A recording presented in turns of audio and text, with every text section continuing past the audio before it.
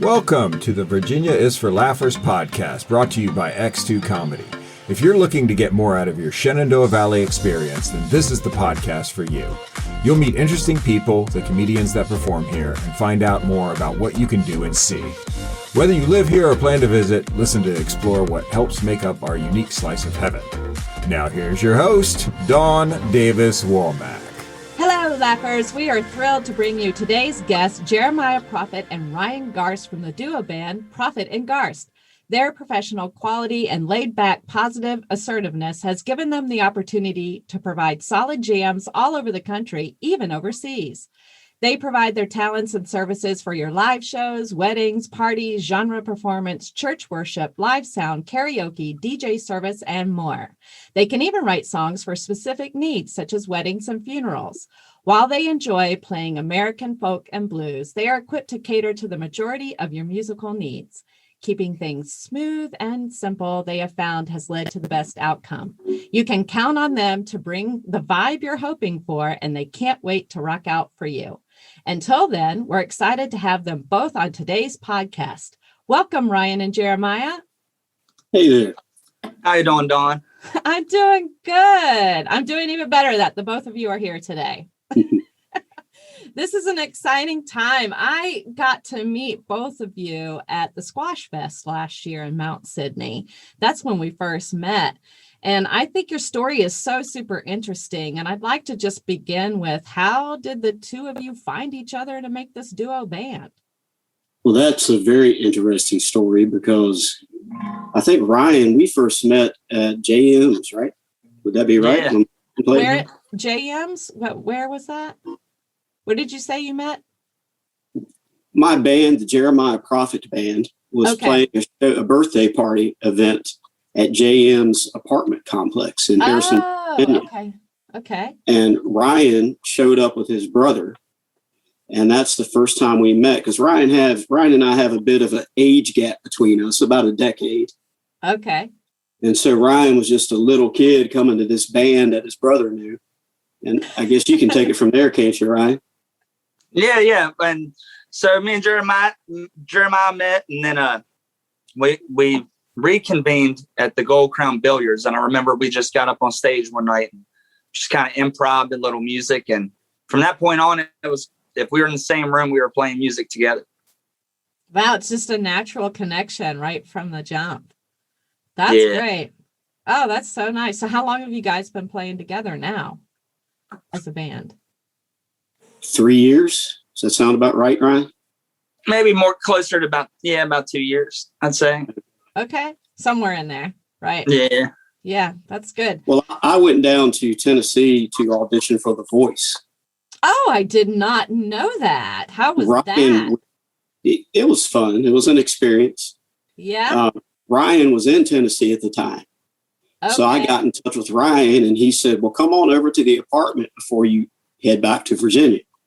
And I did. And we sat down and wrote a couple songs and it just seemed like we vibed pretty good together. So the plan was at that time, I was going to come back to Virginia and move down to Tennessee with Ryan.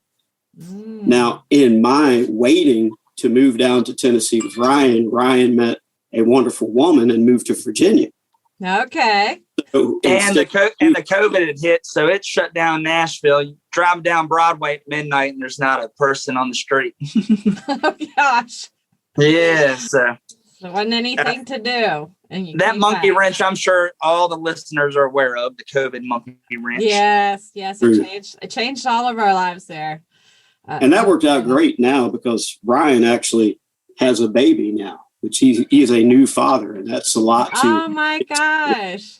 Congratulations, Ryan.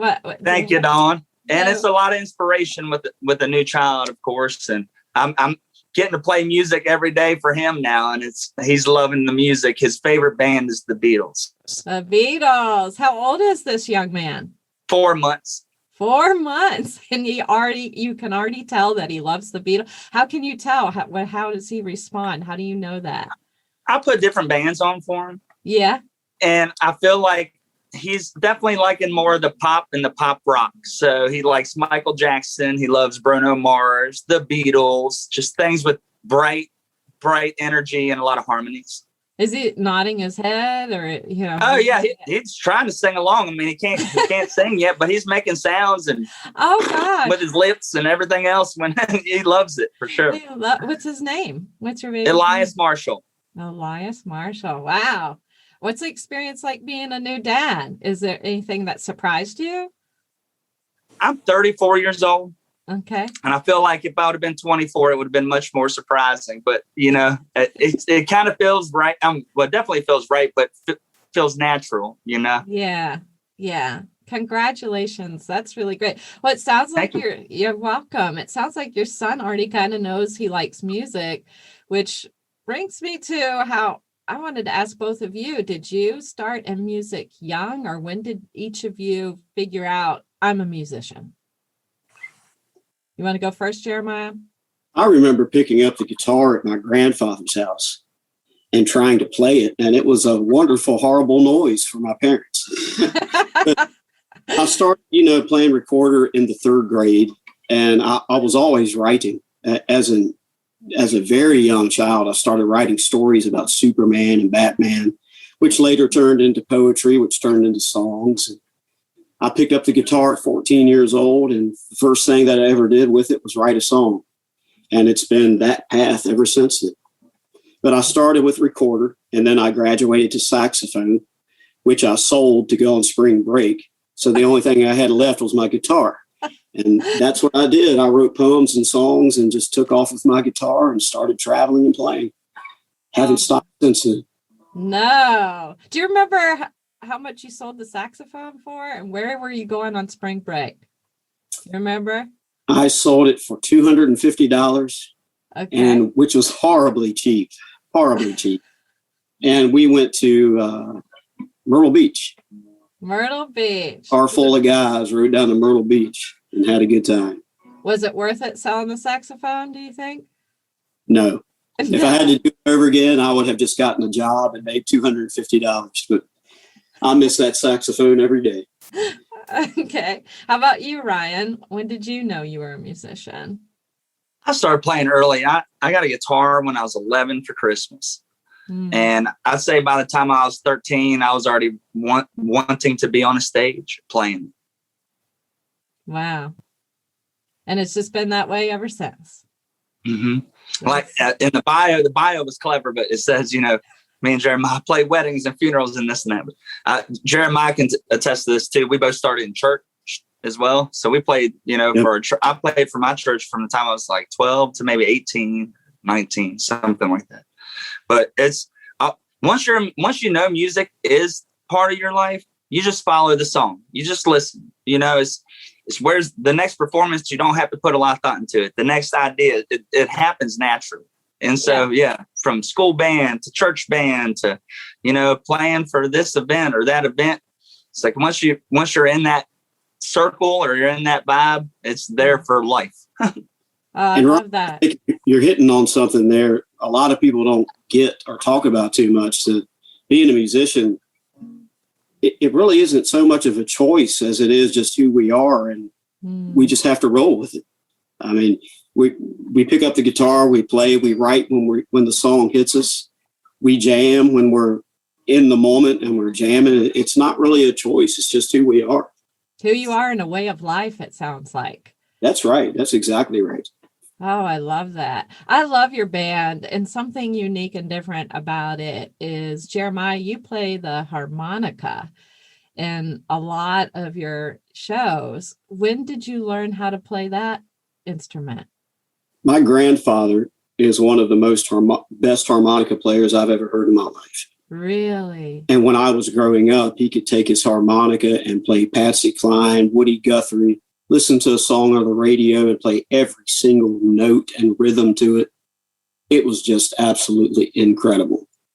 Wow. He passed when he was 82 years old, which would have made me right around 19 or 20. And I always got his harmonicas. Really? And passed them on?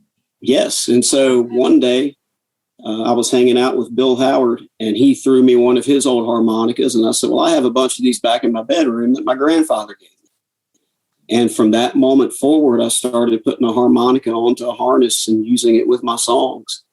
And I always remember my grandfather every time I play the harmonica, because every single note I play out of the harmonica came from him first. It was passed down in a very unique way.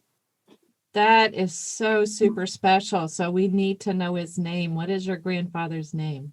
His name was Ernest Munger, and they called him Chick Munger. Chick Munger. he actually played on the one of the first radio shows of music in the Shenandoah Valley with a bunch of guys. What? Of course, he was the harmonica player. That is so super cool. What a rich history we have here. This podcast interview is full of gems, and we're just getting started, people. I'm excited. Ryan, something about you that I think is interesting. You mentioned it just a little bit ago, that you spent some time in Tennessee with your music. What were you doing there? Tell us more about your Tennessee experience. Yeah, so here about a year and a half, 2 years ago, I moved down there to play with a fella named Will Thomas Reed. And he's like a crossover artist. He plays country rock, a little more on the rock side. And spent some time down there writing with him. I had a writing project with Will.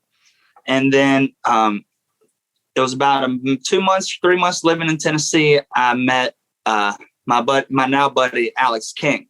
And he's a little more on the hip hop side. And so we did some writing in the studio. I also worked with Jenny Teeter. She's a up and coming blues rock artist, a phenomenal voice. So those were probably my three main projects that I worked with. But I'm like a freelance artist, I said, if there's a cool project going on, another song to write, if there's a show to play, and it makes sense, I'm going to be a part of it. Wow, you got a wide variety of musical experience while you were there. Even though it wasn't that long of a time, you're able to bring that back here to the Valley. I think that's pretty special, for sure. Yeah, and I still stay in contact with Will. We've talked about perhaps writing this summer, doing a little work, and then Alex, I'm going to be visiting him within the next few months, going down there to check out a new studio project they got going on. So a lot of groovy stuff happening still. A lot of group. Yeah, that's the other thing I love about you musicians is your lingo. I don't go around saying groovy a lot, but maybe I will now, because I know you should. I should. Yes, that's right. I should. I also see that you do genre performance, but I don't know what that means. Can you talk to me or the listeners? Jeremiah is actually an Elvis impersonator on the side. For real? Is that for real, Jeremiah? Well, not really. Because if it's for real, we want to hear it right now. I think you just got the best of my Elvis impersonation right there. That's an inside joke, I take it, between the two of you. Well, our genre performance basically means whatever kind of music you need for the event you're having, we can make it happen. A couple of years ago up on Skyline Drive, I played music up there a lot, and they needed a bunch of Frank Sinatra and 30s and 40s music. So I was their featured performer that year for performing 30s and 40s music. So I got to sing Frank Sinatra. I got to do a lot of Dean Martin and stuff from around that time period. So if you want just a Leonard Skinner night, we can pull that off. If you want heavy metal, pull that off. If you want hip hop, we could even pull that off. Whatever genre fit your need, we can make happen. That's great. Yes, Laughers, they both have, we're on a Zoom call right now, and they both have their guitars with them. So if you hear any cut out, that's part of it. But also, if you hear a guitar, you're not like, it's really happening. They have the guitars, and it's really cool. I love this. Maybe they'll play something for us here in a little bit. But before they do that, have you guys played? You said you played overseas. Where did you play, and what was that experience like? That's all Ryan. He can. Yeah. So 4 years ago, I was with a duo called Stars and Sirens. Well, it's been 5 years now, and we went over there to meet a few people in the music industry and as we did it, we played some cafes and got to play some open mics. And the funnest part about it, or the coolest part about it, was you can meet people that don't even speak your language, but you can still share music. And up to that point in my life, I hadn't experienced that. So like when I was in Paris, you know, you find an open mic or you find somewhere with music going. But, you know, just as me and Jeremiah could sit on stage with a couple musicians, the drummer starts to beat and, you know, you get in. Music is music, and it's worldwide, and it's the same. People follow the same inspiration. You see the same glow on people's faces when they're playing. You see the same happiness about it.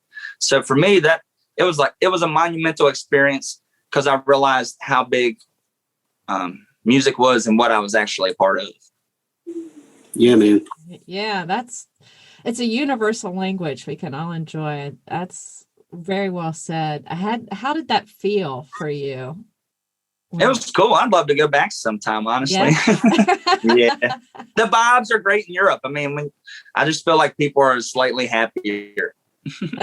Slightly happier. Well, maybe Prophett and Garst can take it international. You know, what do you think about that, guys? I love that. I'm ready to roll. Let's do it.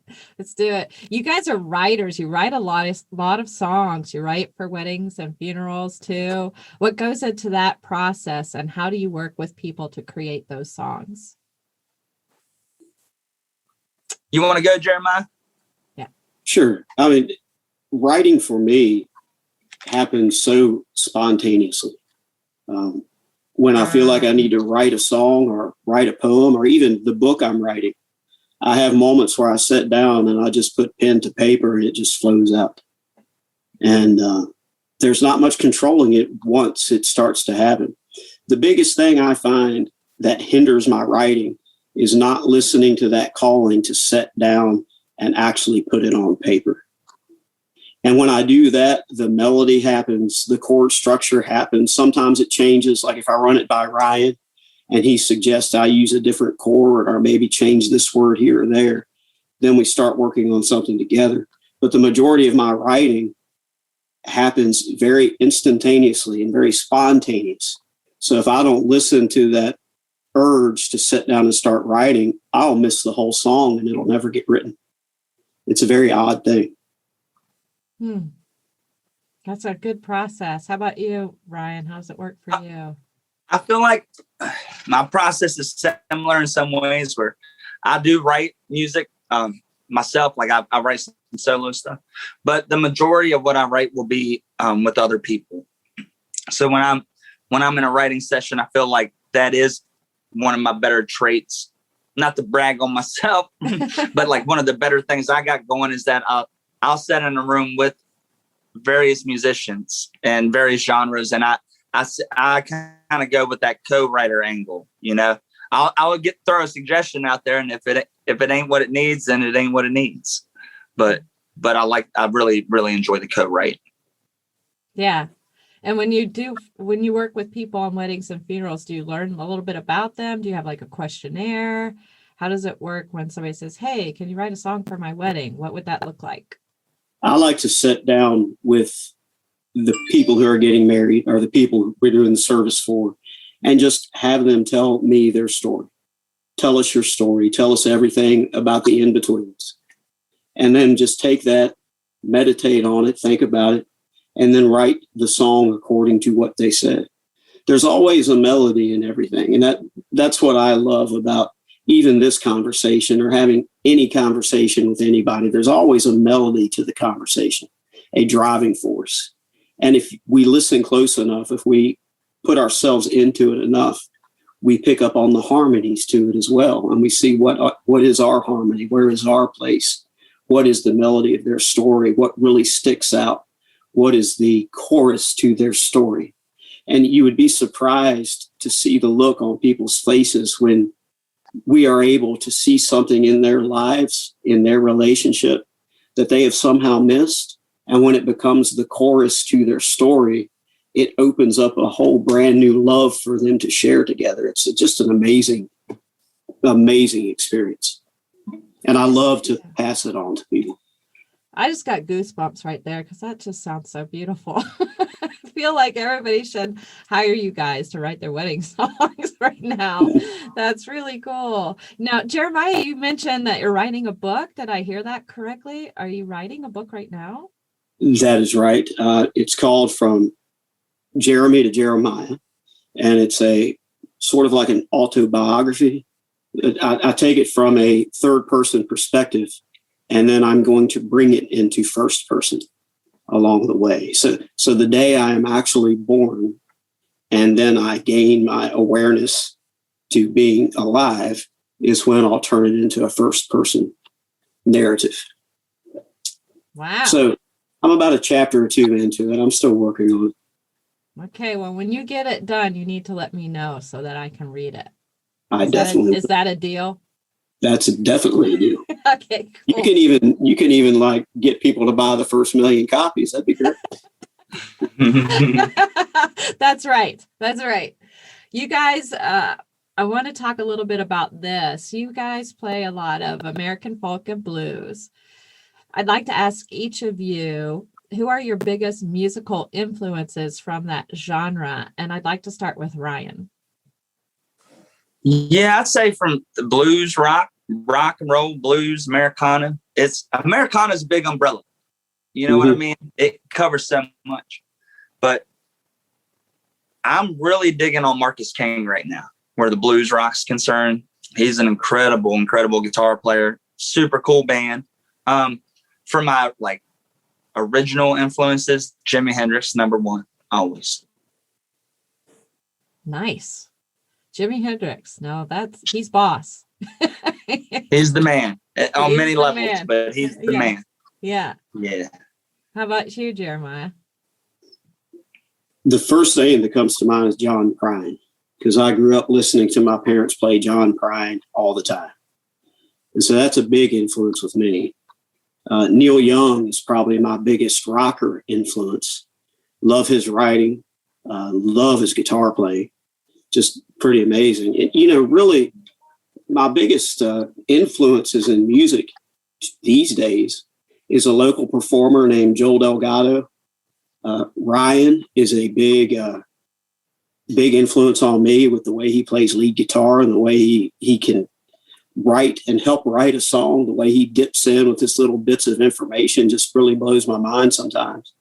And my first cousin, Reverend Bill Howard of the Judy Chops, to see his progression as a musician and what he's doing now, being theatrical in his music and bringing that to the stage, really impresses me. So I'm open to a lot of those influences and what I'm trying to do with myself today. Basically, these guys are around me.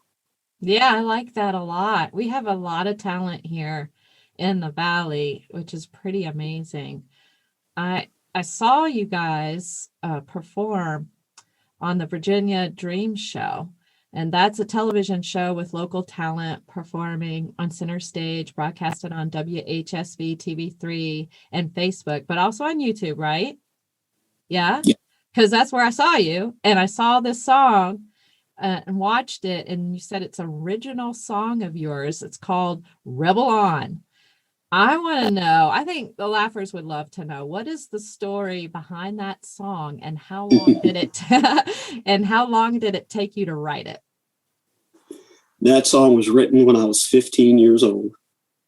Really? And it took about 3 minutes to write. What? The whole thing behind that song is there was a band singing Boom Bop, that song. What? I'm sorry, they were singing what? Boom Bop. Who did that song, Ryan? Hanson. Yeah, Hanson. And I couldn't stand the Hanson brothers.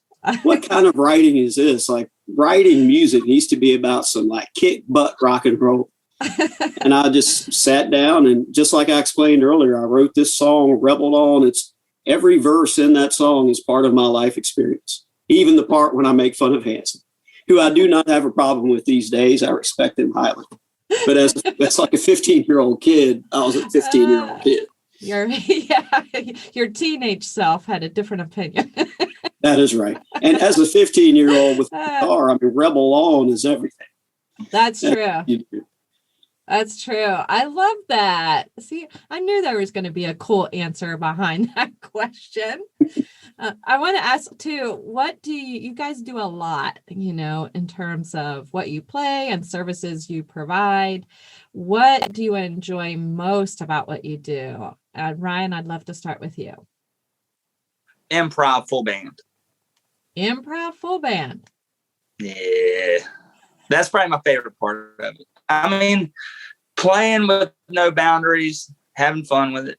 That's my favorite part. And then songwriting would be a close second. Writing with co-writing and such. Okay. And you, Jeremiah? And I just have to go back up what Ryan said about playing music with no boundaries. Just being all feeling and getting in the jam and in the zone and just riding with it. There's nothing like it. And when you play out and live in front of people and you see the look on people's faces of just happiness and just enjoyment, or even if the song touched them and they get chills and they're tearing up, to be able to pass that through me to somebody else is the biggest gift I've ever received for anything. It is so special. Yes, living presently. That's a theme. That's with the musicians, and comedy does that too, is bringing people into the moment and living presently, which is incredible self-care. Yeah, that's exciting. I love that being moved by music is very touching, and what's the word I'm looking for? Special is not, it doesn't really quite cover it. It's not, you know what I'm saying? It's soul touching. That's what I'm looking for. Yeah. Even when saying that, and even with what you do with your comedy, I mean, I've seen you perform. It was awesome when we did that event together. But there isn't really a word to put to it, how deep it goes into moving somebody. Mm-hmm. A bit indescribable, as you can tell. We're trying to search for the word. Soul touching, I think, comes as close as we can. Laughers, if you come up with something else, let us know. Did you guys, you both have your guitar. This is impromptu. Did you want to take a few moments to share your music with people, or? Yeah, I'm all about it. Okay. Do something improv, right? Yeah, you want to take the next few minutes to do that? Sure. Okay. Just tell me what capo, Jeremiah.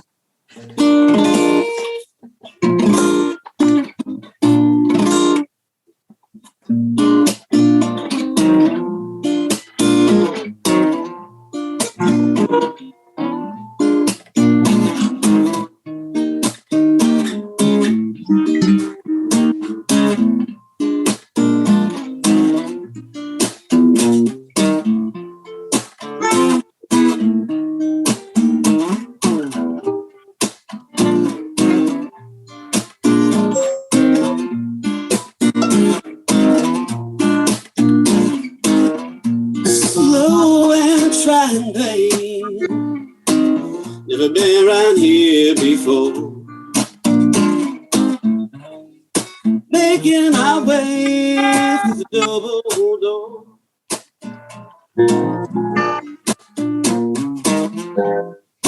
Might seem crazy, babe. It might seem out of touch, yeah. But it's exactly what we're looking for. Looking for sin.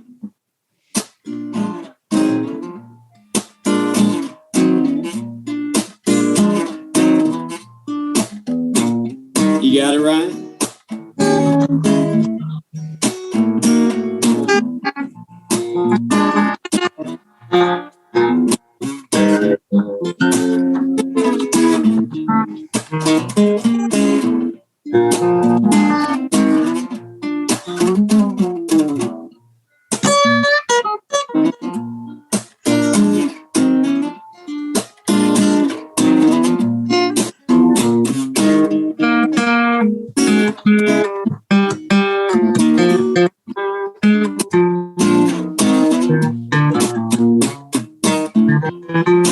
Might sound crazy, babe.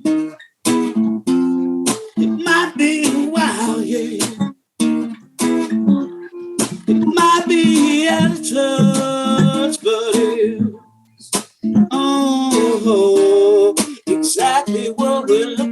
tenfold.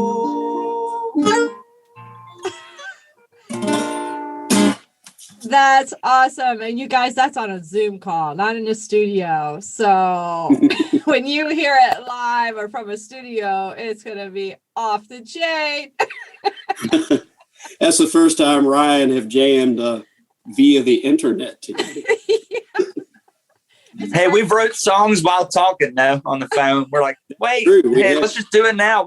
Like we'll be, hey, you want to plan a songwriting session for next week? Or hey, we'll instead of practice, we'll do songwriting. And then 5 minutes later on the phone call, we're writing a tune out. It's funny. And you just did that right now. That's a first for the Virginia's for Laughers podcast. Well, it won't be the last. Exactly. That's right. I'm saying that. I'm going to second this motion. I have another question for you. You do covers, you do original songs. How do you balance how much of original songs and covers you play at live shows? Is it like a 50-50 or what does that look like? Well, I'll tell you, when I had my band, the Jeremiah Prophett Band, we were an original band. We didn't do anything but originals. And it was just the time and place for that kind of band. A lot of people want to hear cover songs nowadays. And the way I play a cover song is to put a personal touch to it. Ryan does that really well. With his lead guitar, he puts in a personal touch every single time he plays a song. So it really works well with the way I try to do a cover song. And when we're doing a live show, Ryan and I just bounce back between each other and the crowd and figure out what we're going to play next. Every set list we've ever had turns out to not be our set list because we're playing in the moment. We're just jamming with the crowd as we go. We've learned songs during a show because it was requested by somebody out there in the crowd. Really? The best thing we can do is write a song list on and follow the crowd, follow the vibes. If people are dancing, keep it moving. If people look like they're just kind of relaxing, keep it relaxed, but follow the vibes of the crowd. Okay. That's really, I love that. It's kind of loosey-goosey and you're going more and connecting with the crowd than you are like, this is our list. We're going to stick to it. And you make it very fluid, which is also very beautiful. I love that. Is that what all musicians kind of do, or is that something unique to you? Or how can you speak on that a little bit more? Or can you speak on that a little bit more? I would say most bands write, I'm sorry, Jeremiah, most bands would write set lists, I'd say. Yeah. Mm-hmm. Mm-hmm. And I would go as far as saying musicians like us jam like us. We just play music and we get in the jam and we go. So it's more of, this is what musicians do. They have like an idea when they go in and then they may change it up depending on the vibe of the crowd is typical. No or yes? The improv thing's a little different. I mean, okay. I think of bands like the Allman Brothers, and they had that super element of improv. Yeah. Then I think of a band, like just trying to think of a more modern band. If you went and seen, I listen to classic rock, so it's hard for me to think new music right now. But if you went to see like the Black Keys, I feel like you'd probably hear their set list from top to bottom, Right. But I could be wrong, but I have not had the pleasure to jam with many musicians that kind of are so free styling about it. Jeremiah's an awesome example of how you can have a set of songs and then you got to take 5 songs off the list because a jam happened and or some musicians came on stage or something steered you away from the set list. Okay. Right. That's what unique about you as more of an improv band. Yeah. Jam session. Yeah. Cool. I love that. That's exciting. Well, it feels that way. It feels very free flowing when you listen to your music, when you're an audience member. It feels that way to me. So I can totally see that. I like that about you guys. I like that a lot. When you play a lot together like you do, how much rehearsal do you do? Is it necessary to rehearse? How do you guys approach rehearsal for you? Ryan and I have been a lot. we want to rehearse more, and that seems to be a ongoing theme for our band. You want to rehearse more? Yeah, for a while we rehearsed every week, and that lasted about a month and a half, maybe, Ryan? Yeah, probably something like that. Yeah. I'd say we definitely rehearse before the gig. So if we had a gig this Friday, we'd be meeting up tomorrow, the next day to run over songs, maybe add a couple to a set list. But rehearsal, I really do value rehearsal, and I'll agree with Jeremiah. I'd always like to rehearse more. When I play sometimes and I haven't rehearsed for a few weeks, I hear it in my own playing and I feel ashamed. I feel ashamed. Oh, Head down. Head down. That's right. He's on a Zoom call and he actually did put his head down. And yet some of our best jams we've ever had is when we haven't played for a couple weeks and we get together and it's just like, whoa, what happened? You know, it's just like it's stored up or something. Yeah, it comes natural. Like driving an old sports car. Driving an old sports car. Yeah. Have you driven an old sports car? A few of them. A few of them. Oh, what's your favorite old sports car you've driven? Trans Am. I'm a big fan of the classic Pontiac Trans Ams.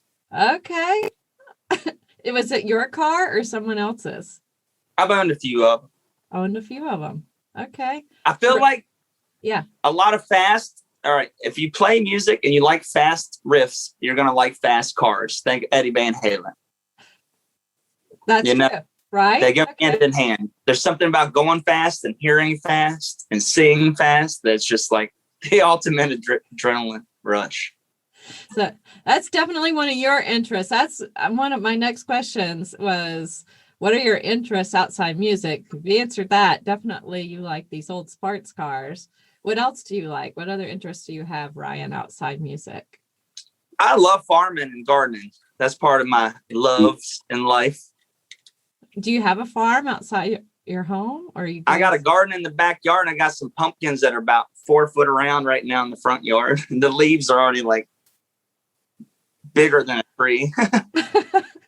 What Ryan's else? good at that too. He's really good at that. Yeah. What's in your garden right now? You got pumpkins. What else do you have?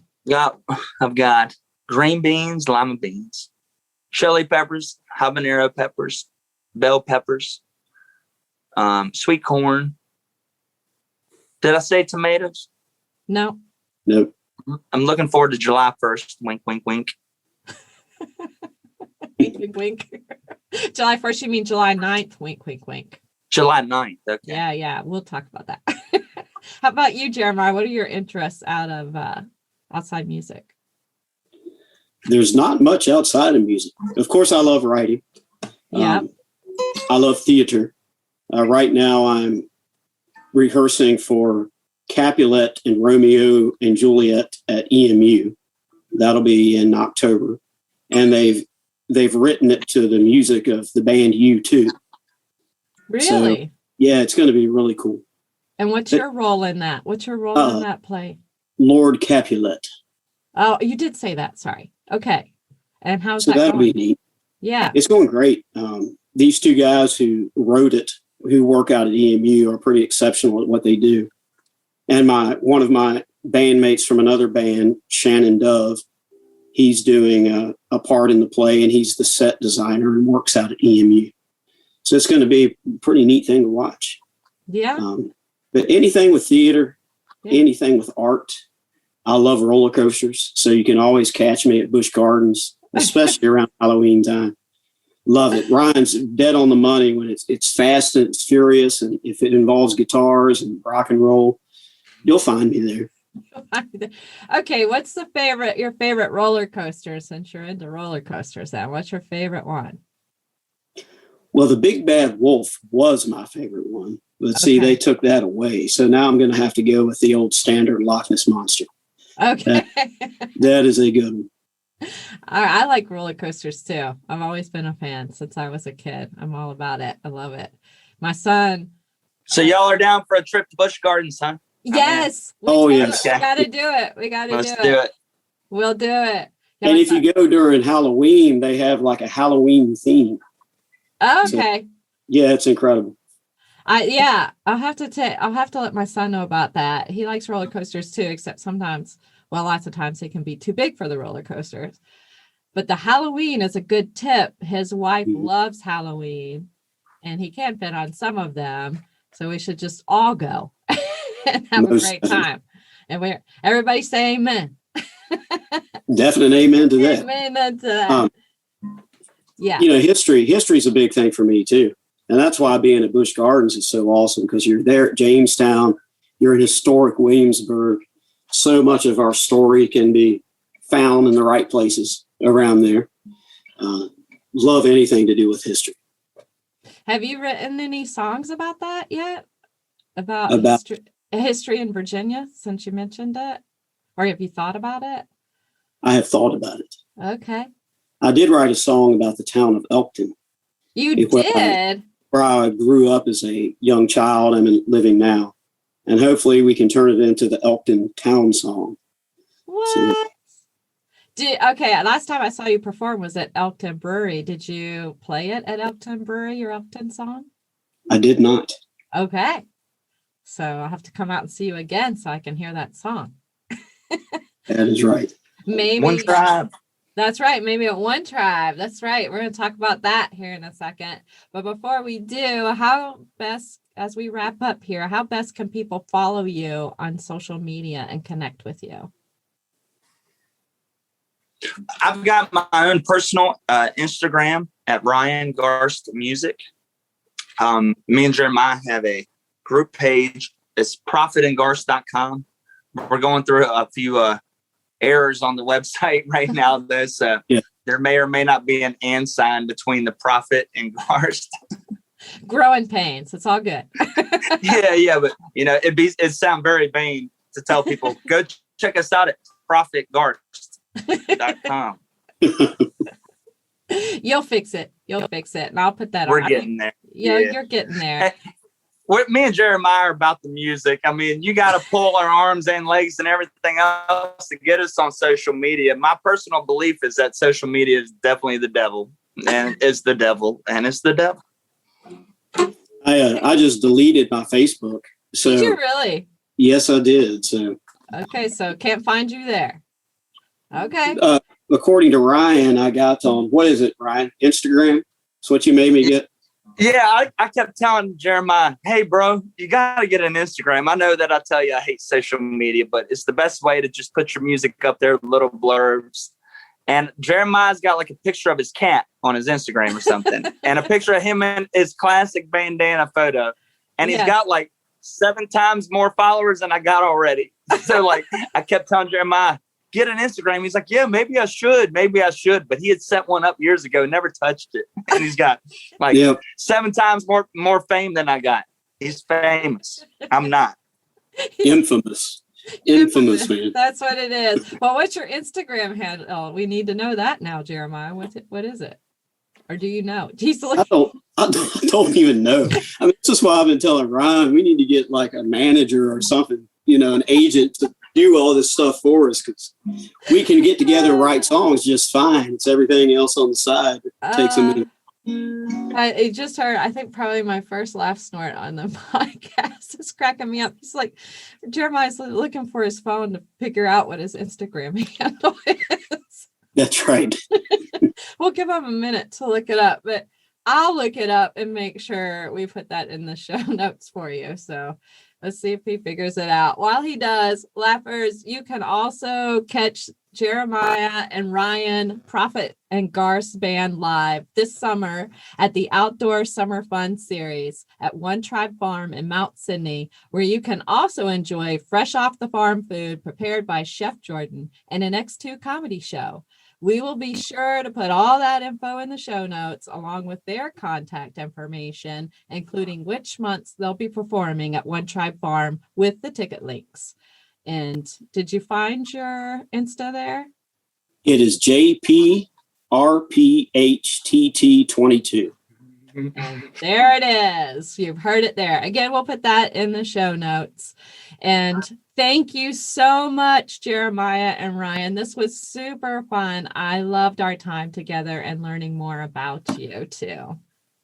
It's always good. Rock and roll, Dawn. Thanks for having us, for sure. Yes, I loved it.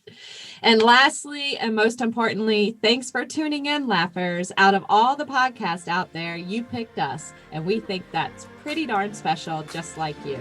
Until next time, keep smiling. Bye. Later on. Thanks for tuning in to this episode of the Virginia is for Laughers podcast, brought to you by X2 Comedy. We'll be dropping a new podcast every Wednesday at 4 p.m. Eastern Standard Time, so check back for another uplifting episode. Come to an X2 Comedy show or let us bring a show to you. To find out more, head to x2comedy.com. Be sure to share us with a friend. Until next time, cheers.